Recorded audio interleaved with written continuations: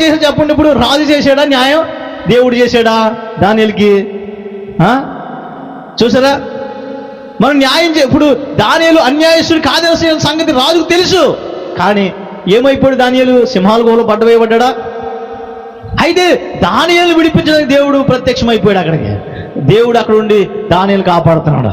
ఇప్పుడు ఇది రాజు చెందడు, జీవము గల దేవుని కుమారుడైన దానియేలు, నీ దేవుడు నిన్ను రక్షించాడా?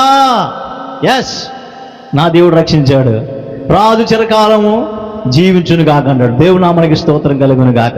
దేవుని బిడ్డారా, న్యాయం దొరకలేదు కంగారు పడుకో, దేవుని ఎద్దుకు రా, తనకు మొర్రపెట్టు వారు ఖచ్చితంగా ఆయన ఉత్తరం ఇస్తాడు, ఆయన జవాబునిస్తాడు. మనుషుల దగ్గర దొరకలేని దేవుని యొద్ద మనకు దొరుకుతుంది. దేవునికి స్తోత్రం కలుగును గాక. ఈ లోకంలో దొరకలేని నా దేవుని యొద్ద దొరుకుతుంది. ఆయన జీవము గల దేవుడు, ఆయన నిన్ను నన్ను సృజించిన దేవుడు, ఆయన హల్లెలూయా. ఆయన సృష్టికర్త, ఆయన సృష్టింపబడిన